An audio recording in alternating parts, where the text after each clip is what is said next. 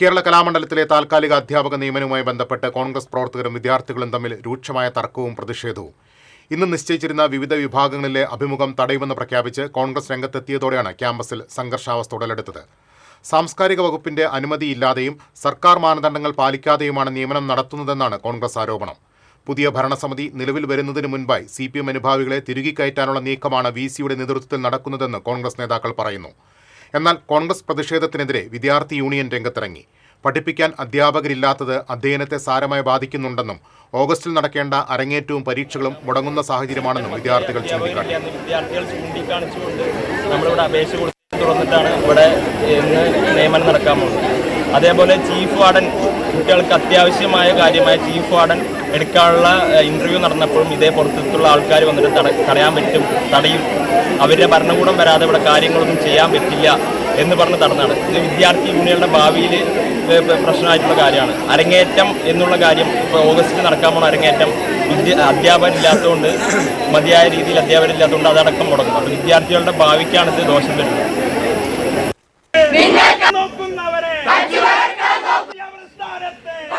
കൂടുതൽ വിവരങ്ങളുമായി സുജിൽ ചേരുന്നുണ്ട്. സുജില്, കോൺഗ്രസ് പ്രവർത്തകർ എന്തൊക്കെ ആവശ്യങ്ങളാണ് ഉന്നയിക്കുന്നത്? വിദ്യാർത്ഥികളുടെ പ്രതികരണം എന്തായിരുന്നു? എന്താണ് കലാമണ്ഡലം അധികൃതർ നൽകുന്ന വിശദീകരണം?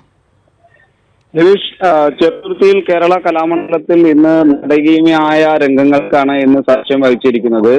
നിലവിലെ താൽക്കാലിക അധ്യാപന നിയമനവുമായി ബന്ധപ്പെട്ട് കലാമണ്ഡലത്തിൽ നടക്കുന്ന ഇന്റർവ്യൂ പരീക്ഷ തടയുമെന്ന് പറഞ്ഞുകൊണ്ടാണ് കോൺഗ്രസ് പ്രതിഷേധവുമായി രംഗത്തെത്തിയത്.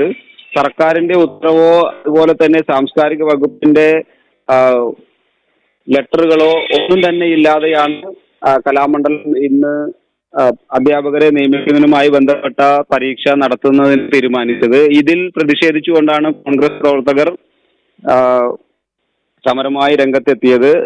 നിയമനം അതുപോലെ തന്നെ ആളുകളെ തിരികെ കയറ്റാനുള്ള നേരത്തെ സർക്കാർ ഉണ്ടായിരുന്ന സമയത്ത് ചെയ്തിരുന്ന അതേ നടപടികൾ തന്നെ തുടരുമെന്ന രീതിയിലാണ് കലാമണ്ഡലം പ്രവർത്തിക്കുന്നത് എന്നാണ് കോൺഗ്രസ് ആരോപിക്കുന്നത്. ഇന്ന് രാവിലെ പരീക്ഷയ്ക്കെത്തിയവരെ തന്നെ കയറ്റാൻ അനുവദിക്കാത്ത രീതിയിലാണ് കോൺഗ്രസ് പ്രവർത്തകർ സമരവുമായി VC-യുടെ റൂമിന് മുന്നിലും അതുപോലെ തന്നെ കലാമണ്ഡലം കൂത്തമ്പലത്തിന് മുന്നിലും പ്രതിഷേധവുമായി എത്തിയത്. എന്നാൽ അധ്യയനത്തിന് വളരെയധികം സാരമായി ബാധിക്കുന്നു അധ്യാപകരില്ലാതെ എന്ന കാരണത്തെ കൊണ്ട് തന്നെ വിദ്യാർത്ഥികളും കോൺഗ്രസ് പ്രവർത്തകർക്കെതിരെ സമരവുമായി എത്തിയതാണ് നാടകീയമായ രംഗങ്ങൾ നടക്കാൻ ഇന്ന് കലാമണ്ഡലത്തിൽ ഉണ്ടായത്.